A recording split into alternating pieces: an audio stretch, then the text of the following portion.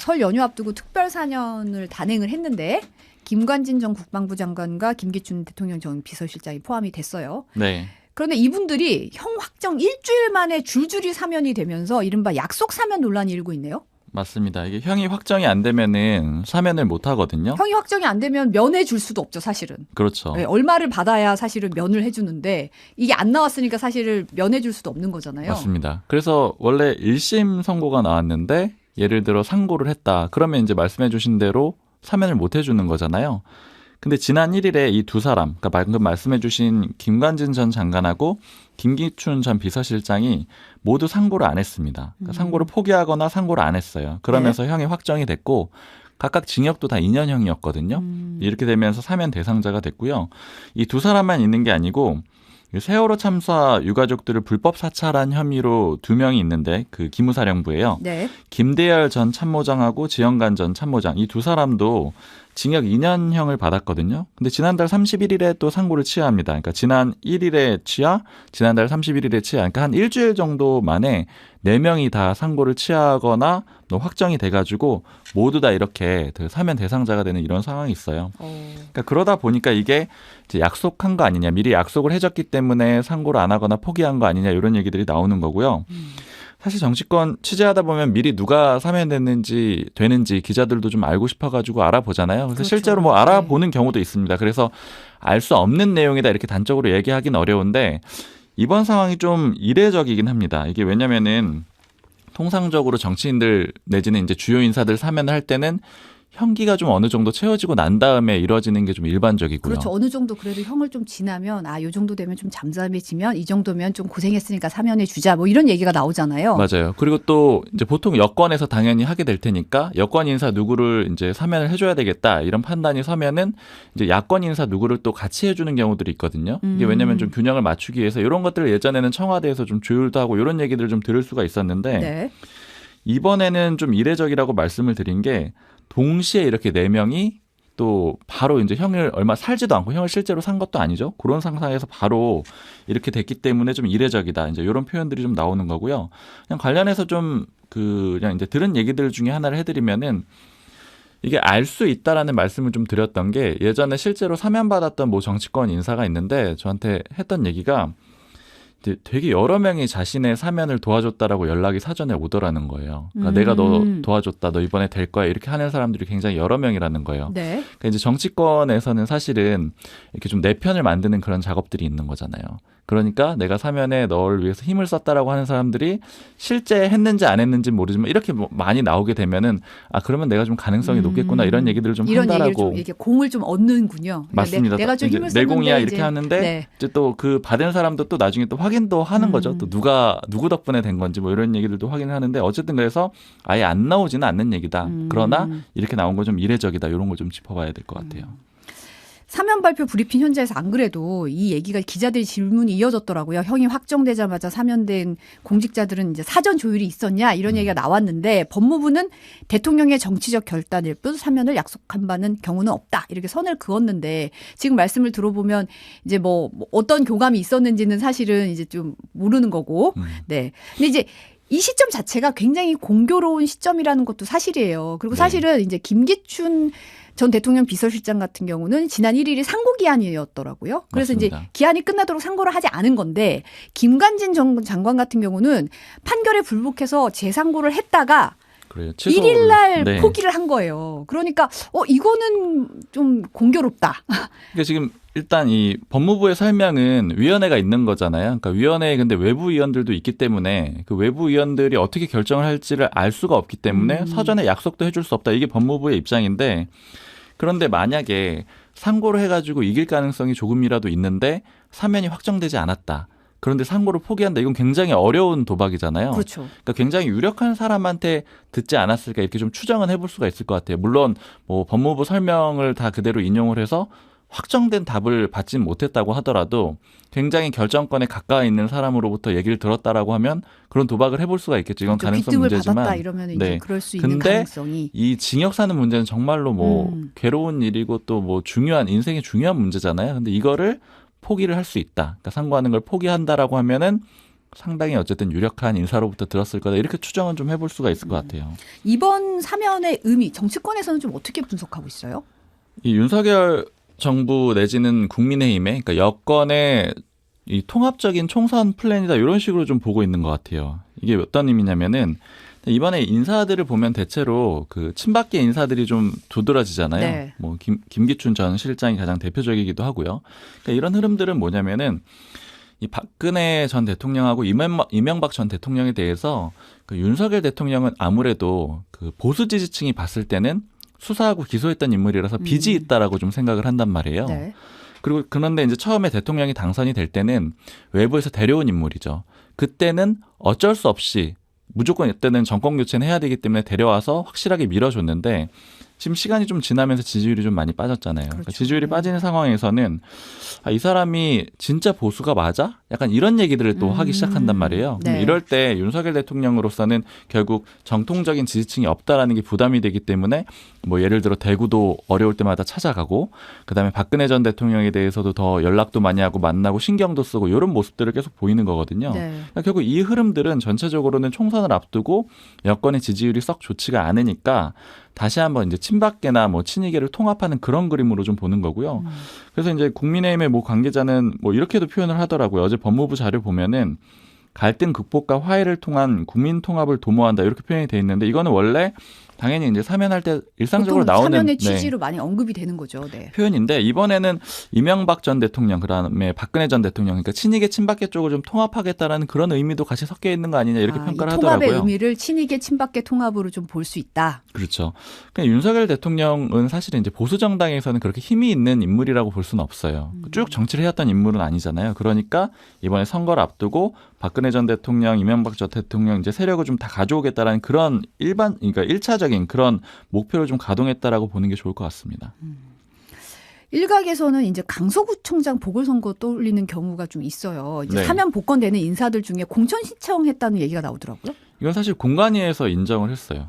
조건부로 사면 복권된 사람 중에서도 공천 신청을 받았다. 그러니까 그 조건이라는 게 이제 어떤 내용으로 이제 죄를 지어가지고 형을 받았다가 복권됐는지 이런 것까지 좀 따져보겠다라는 건데 좀 기자들이 이 사람이 누군지 지금 막 찾느라고 뭐 연락을 많이 돌리고 있는데 아직까지 이제 실명까지는 나오진 않고 네. 후보들은 좀 몇 명 있어요. 그래서 이제 막 전화해보고 이런 상황인데 아직 구체적으로 나오진 않았고요. 어쨌든 이렇게 좀 연결해서 볼 수는 있을 것 같아요. 어제도 뭐 그 국민의힘의 유력한 사람이랑 얘기를 하는데 이제 이 사람의 표현인데 자기가 볼 때는 사면 복권되는 사람들 중에서 뭐 한 대여섯 명 정도는 그 출마 신청을 하지 않겠느냐 이렇게 얘기를 하더라고요. 근데 이 얘기가 왜 나왔냐면은 지금 여권 내에서 인력난이 있다라는 거예요. 물론 그 출마 지원자가 적은 건 아닌데 총선에 이겨야 된다. 이긴다라는 기준을 봤을 때는 좀 유명하거나 유력한 인사들이 나와줘야 되잖아요. 그렇죠. 근데 이제 네. 나와 있는 사람들 중에 그렇게 넉넉하진 않다라는 거예요. 그러다 보니까 유력하거나 좀 이제 사람들이 얼굴을 알만한 사람들이 넉넉하진 않다. 그렇죠. 그래서 이제 기존에 이렇게 어떤 뭐 죄를 짓고 이런 다음에 이제 사면을 받게 된 사람들 같은 경우에는 그래도 조금 인지도가 높은 사람들이 그 사이에 조금 있거든요. 네. 그러니까 이런 사람들을 좀 활용해야 될 것 같다. 여권 전반적으로. 그리고 이 사람들을 활용하게 되면 그 윤석열 대통령 입장에서는 확실한 또 우군을 만든다라는 효과도 있어요. 본인의 우군. 왜냐면은 이렇게 뭐 친이계였던 친박계였던 어려움에 처했던 사람을 사면시켜가지고 예를 들어 뭐 총선까지 데려온다 이렇게 되면은 확실한 편이 될 수가 있잖아요. 그러니까 뭐 그런 측면도 하나 이 국민의힘에서는 좀 유리한 측면일 수 있다 이런 해석이 있습니다. 근데 어떻게 보면 이제 사면을 받았다고는 해도 죄를 짓고 형이 확정된 사람들을 사면을 했다고 해서 면죄부가 그냥 이게 뭔가가 해소된 건 아니잖아요. 그렇죠. 이게 굉장히 리스크한 선택일 수도 있는데. 맞아요. 실제로 어려웠던 게 강서구청장 보궐선거 때잖아요. 그때도 네. 이제 나름대로 명분을 대긴 했는데, 그러니까 이거는 이제 잘못된 거를 폭로한 사람이다 이런 식으로 좀 명분을 대긴 했는데 국민들은 거기에 대해서 어쨌든 투표로 그 입장을 드러낸 거잖아요. 그래서 이번에도 마찬가지 상황이 될 수 있는데 일단은 그래서 정치권 인사들 이번에 사면을 할 때 명분은 볼 수가 있거든요. 네. 기존의 그 체계대로 공직을 수행하다가 처벌받은 사람 이런 식으로 좀 설명을 하고 있어요. 그러니까 이 얘기는 그래도 완전히 그냥 잘못한 사람들이 아니라 관례대로 하다가 처벌받은 사람들이다. 그러니까 일종의 명분은 있다라는 것들을 좀 강조는 하고 있거든요. 근데 다만 향후에 어떤 식으로 활용할지는 또 좀 더 봐야 되고 예를 들어 김관진 전 장관 같은 경우에는 뭐 총선 출마가 꼭 아니라고 하더라도 어떤 방식으로든 활용은 할 거다 이런 얘기들은 다들 나오고 있습니다. 그리고 국민의힘에서 지금 다선 중진 의원들을 상대로 이제 지역구 옮겨서 출마해 달라 이른바 험지 출마 요청이 지금 나오고 있는데 네. 지금 보니까 서병수, 김태호에 의해서 조혜진 의원까지 얘기가 나왔어요. 이게 지금 방금 앞서서 이제 사면 관련된 얘기를 할 때도 자원이 좀 부족하다 이런 말씀을 드렸잖아요. 네. 그 자원을 최대한 활용한다라는 의미에서 일부는 신청을 할 수도 있다 이 얘기를 말씀을 드렸는데 중진들의 지역구 변경도 요거랑 좀 비슷하다라고 일단 보시면 될 것 같아요. 이제 일단은 그 서병수 의원, 김태호 의원이 어느 지역구를 지원을 하게 되느냐면 원래 서병수 의원은 부산 진갑의 지역을 지금 현역으로 두고 있는데 네. 이제 가라고 하는 지역은 부산 북강서갑이에요. 여기는 민주당의 전재수 의원이 현역으로 있는 지역이고요. 그다음에 김태호 의원은 현재는 경남의 산천, 함양, 거창, 합천 지역구를 두고 있는데 네. 가라고 하는 지역구는 경남 양산, 을이에요. 여기는 민주당의 김두관 의원이 지금 현역으로 있는 그런 지역구입니다. 그러니까 두 지역구 모두 민주당에서 이 의원들이 2번씩 했기 때문에 다 쉬운 지역은 아니라고 볼 수가 있죠. 근데 다만 그렇게 어렵냐, 그러니까 절대 못하냐. 예를 들어 영남권의 중진을 수도권으로 보낸다라고 하면은 사실은 국민의힘에서는 그건 그냥 그만하라는 얘기다 이런 식으로 판단을 하거든요. 네. 근데 이렇게 옮기는 거는 그렇게 어려운 건 아니다 이런 얘기들이 좀 나와요. 이게 왜냐면은 서병수 의원의 이력을 보면은 부산 해운대에서 5선을 했고요. 그 다음에 부산시장을 해요. 그 다음에 그때 미래통합당 시절인데 비슷한 요구를 받았습니다. 그러니까 중진이고 유력한 정치인이니까 옮겨서 하세요. 그래가지고 부산 진구갑으로 옮겼던 거거든요. 근데 옮겨서 또 당선이 됐던 거죠. 네. 그러니까 부산 전체에서 아는 사람이고요. 부산시장을 했기 때문에 그러다 보니까 같은 부산 내에서 옮기는 거는 못할 정도는 아니다. 뭐 쉬운 일은 아니겠지만 그러다 보니까 서병수 의원도 바로 이렇게 수락을 하게 된 거고 오늘 네. 수락하는 기자회견도 했죠. 네.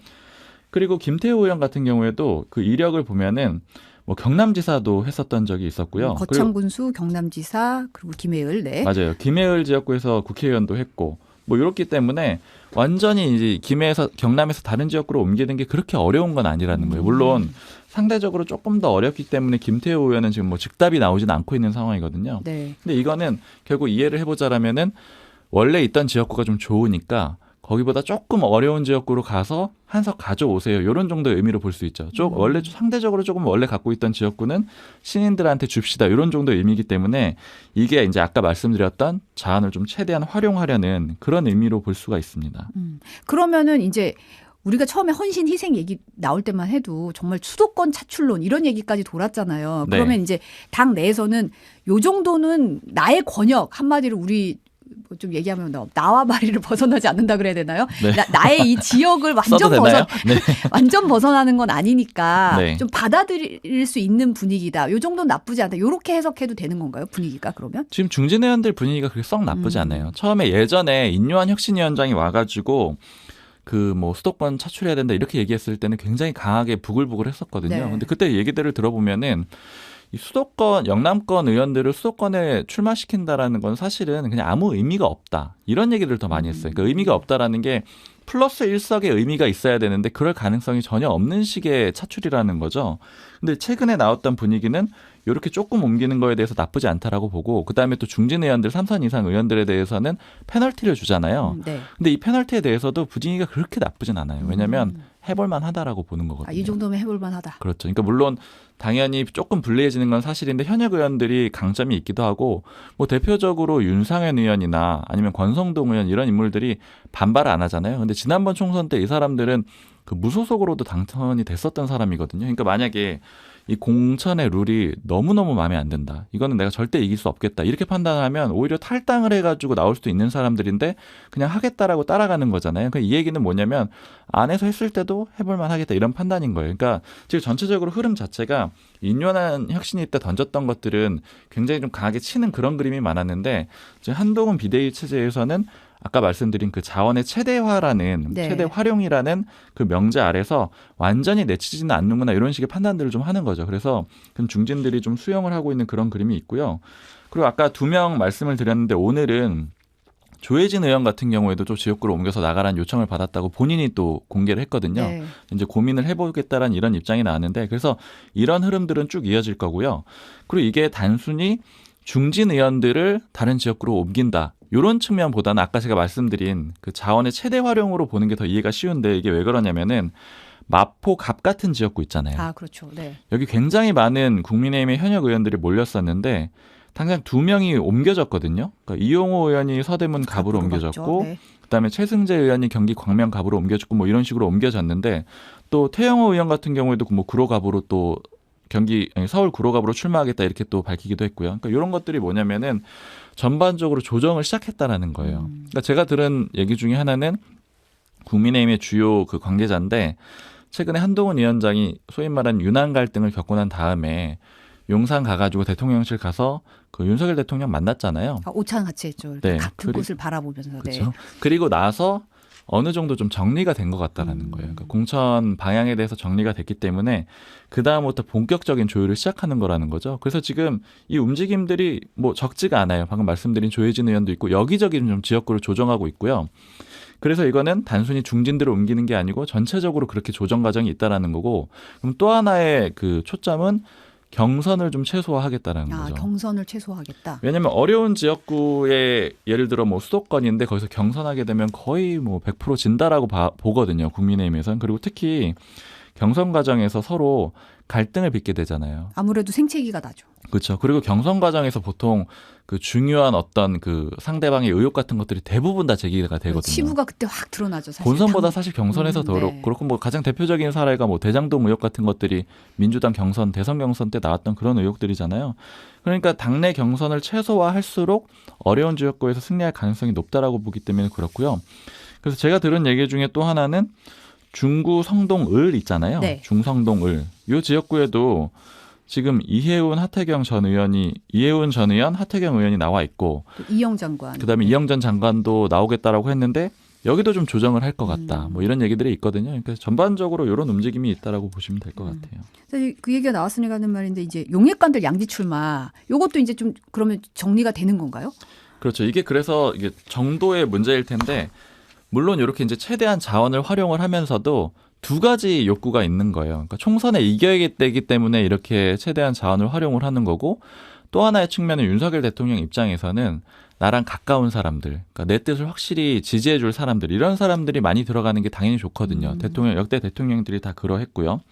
그래서 이제 용산에서 소위 챙기는 인물들, 용산에서 나온 사람들, 이런 사람들이 공천을 어느 정도 받을 거냐, 이런 것들이 좀 초점이 되는 건데 네. 일단 지금 가장 대표적으로 논란 내지는 주목을 받는 게 뭐 주진우, 이현모 전 비서관이잖아요. 네. 이제 검사 출신들인데 상대적으로 또 좋은 지역구예요. 주진우 전 비서관은 부산 해운대 갑이고 이현모 전 비서관은 이제 강남을 서울 강남을 굉장히 좋은 지역구인데 근데 이제 특히 이현모 전 비서관이 주목을 받는 건 이 강남을이 박진 전 외교부 장관의 또 현 지역구이기도 하거든요. 그러니까 장관 출신 1명, 대통령실 출신 1명 이렇게 와가지고 경쟁을 하는 그런 그림이라서 여기에 대해서는 좀 조정을 할 것 같아요. 근데 당초에는 박진 전 장관이 나가지 않겠느냐. 왜냐하면 용산이 더 강하니까. 네. 근데 좀 오늘 아침에 뭐 장동혁 사무총장이나 이런 사람들이 했던 얘기들을 보면은 어쨌든 이현모 전 비서관이 움직일 가능성도 좀 있을 것 같아요. 근데 요거는 두고 봐야 되는데 어쨌든 여기서 이제 용산 쪽 사람들이 옮겨지는 경우도 나올 수 있는 거는 결국에는 이렇게 내 식구를 챙기면서도 공정한 공천이라는 걸 보여줘야 되잖아요. 그러니까 정도가 있는 거죠. 그러니까 어디까지 챙길 수 있느냐는 판단을 해보겠죠. 여기는 욕먹으면서라도 해야 되겠다. 아니면 여기는 너무 비판이 많으니까 옮겨줘야 되겠다. 이렇게 될 수도 있는 거고. 그리고 이현모 전 비서관 같은 경우는 뭐 강남을이 아니라고 하더라도 다른 좋은 지역구를 줄 수도 있기 때문에 어쨌든 두 사람 중에 누가 옮겨지느냐 이런 것들도 좀 주목해서 볼 만할 것 같아요. 이제 국민의힘 같은 경우는 이제 병립형으로 돌아가지 않으면 위성정당 만들겠다고 공언을 한 바가 있고 창당 작업 진행 중인데 이제 결과적으로 이제 현역 의원 가운데서 이제 누가 위성정당으로 옮길지 대표는 누구로 할지 이런 얘기가 좀 오가고 있더라고요. 네, 이것도 굉장히 좀 중요한 지점인데 일단 좀 봐야 되는 게 현역 의원들 중에서 이 옮기게 되는 사람들은 결국에는 지역구에 출마를 안 하는 사람들이 되는 거잖아요. 그렇죠. 네.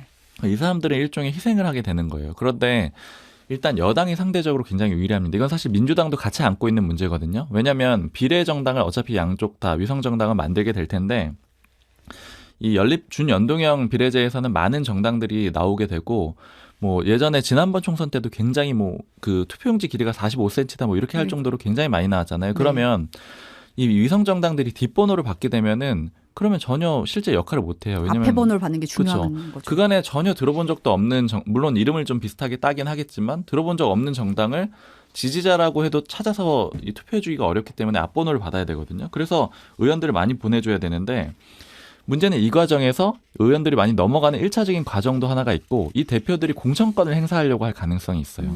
그러니까 이제 같은 정당에서 분점을 차리는 건데 분점의 사장을 새로 임명을 하는 거잖아요. 근데 이 사장이 다른 마음을 먹을 가능성이 있단 말이에요. 그게 실제로 있었죠. 지난번 사례에서 확인이 됐었죠. 그때 미래한국당이었죠. 미래통합당의 분점인 미래한국당을 만들었는데 근데 여기에서 당시에 그 한성교 대표. 네, 한성교 대표가 처음에 좀 다른 마음을 품어가지고 결국에는 이제 원유철 대표로 바뀌고 이런 과정도 있었고요. 네.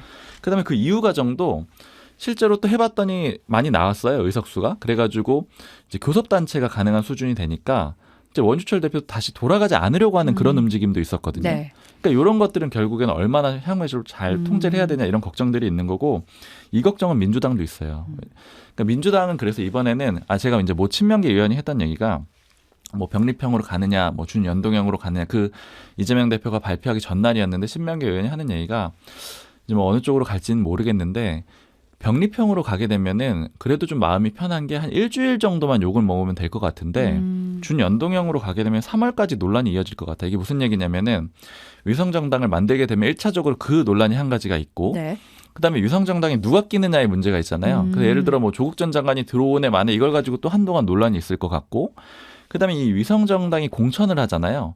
그 공천을 할 때 어떤 임무를 하느냐 이게 또 논란이 될 수가 있는데 이러면 예를 들어 분점에서 실수를 하는데 본점이 공격을 받겠죠. 그러니까 이런 논란이 또 있을 수가 있고 이런 것들이 걱정이라는 거예요. 어떤 인사가 들어오느냐에 따라서 공격받을 여지가 있다. 맞습니다. 근데 그때 또 특히 걱정인 게 이 통제권을 벗어나 있다라는 거죠. 일정 부분은. 왜냐하면 다른 사장이 어쨌든 들어가 있는 상태니까요.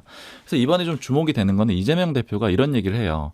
주도권을 갖고 책임감 갖고 하겠다 이런 얘기를 하거든요. 이 얘기가 어떤 의미냐면 요걸 좀 염두에 둔 거죠.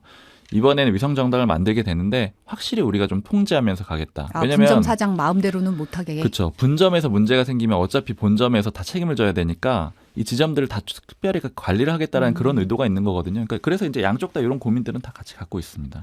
그러면 지금 보니까 김한길 국립통합위원장의 역할론이 좀 얘기가 나오던데 어때요? 사실 이게 좀 아직까지는 그냥 좀 떠도는 얘기 정도인 것 같아요. 물론 이제 이 보도도 나오고 저도 좀 보긴 했는데 아직까지 그런 기류가 좀 강하진 않은 것 같고 이게 왜 그러냐면 제가 오히려 이제 들은 얘기는 아까 이제 말씀드린 대로 윤석열 대통령 만나가지고 한동훈 위원장이랑 좀 어느 정도 그 공천에 대해서 합의 맞았다라고 말씀드렸잖아요. 네. 그래서 이제 제가 최근에 들은 얘기는 그 이철규 의원의 역할도 상당히 줄어들었다는 거예요. 그러니까 예전 같으면은 한 단계 건너가지고 한동훈 위원장한테 오는 그런 그림이었는데 그보다는 그냥 굳이 비유를 하자면은 직거래에 더 가까운, 그러니까 이제 직접 소통을 하는 그런 그림으로 어느 정도 좀 합의 맞았고, 그래서 한동안은 특별히 예를 들어 한동훈 위원장이 더 주도권을 가져가려고 한다거나 아니면 공천 가지고 그 용산하고 갈등이 없는 한에는 직접 좀 소통이 되는 그런 그림으로 갈 것 같아서 김한길 위원장의 뭐 역할도 있겠지만은 어쨌든 한동훈 위원장 좀 중심으로 갈 것 같습니다. 이명백 공관위원장이 이제 윤석열 정권 탄생 책임론을 언급하면서 이제 좀 이것도 좀 파장이 있는데 네. 원인 제공한 분들은 누구를 겨냥한 거라고 얘기가 나오나요? 지금 뭐 너무나 분명하죠. 그러니까 문재인 정부의 주요 인사들이라고 보시면 되고 뭐 가장 대표적으로 임종석 전 대통령 비서실장 뭐 이런 인물들이 거론이 되고 아니면 친문계 중진 의원들도 다 거론이 되곤 있어요. 그러니까 중진들을 겨냥한 거라고 보고 있고요. 이게 예전에도 좀 언급을 해드렸던 것 같은데 친문계에 대해서 비판적인 목소리를 내는 그 뭐 친명계 내지는 뭐 이런 주류 인사들이 하는 얘기들은 결국 윤석열 대통령을 만드는 사람들은 뭐 문재인 전 대통령하고 그 친문계 아니냐, 문재인 정부 아니냐 이런 식의 비판들을 좀 하거든요. 그러니까 그 연장선 상황에서 이명백 공관위원장이 이런 표현들을 한 거고요. 근데 지금 당장 반발도 나오고 있죠. 네. 그러니까 임종석 전 실장 같은 경우에는 윤석열 정부, 그 문재인 정부가 만든 거 아니다. 그때 문재인 정부는 충분히 그 지지율도 높았고 이렇게 잘하고 있었다라고 반박을 했고요. 또 고민정 최고위원 같은 경우에도 지난번에 이재명 대표랑 문재인 전 대통령 만났을 때 뭐 용광로 정당 하겠다고 하지 않았느냐. 왜 내부 의견도 못 받아들이냐 이렇게 좀 반발하고 있어서 요것도 일종의 하나의 좀 갈등의 소지가 있는 상태입니다. 네, 오늘은 온유하는 여기까지 하겠습니다. 경향신문 박수몽 기자 감사합니다. 감사합니다.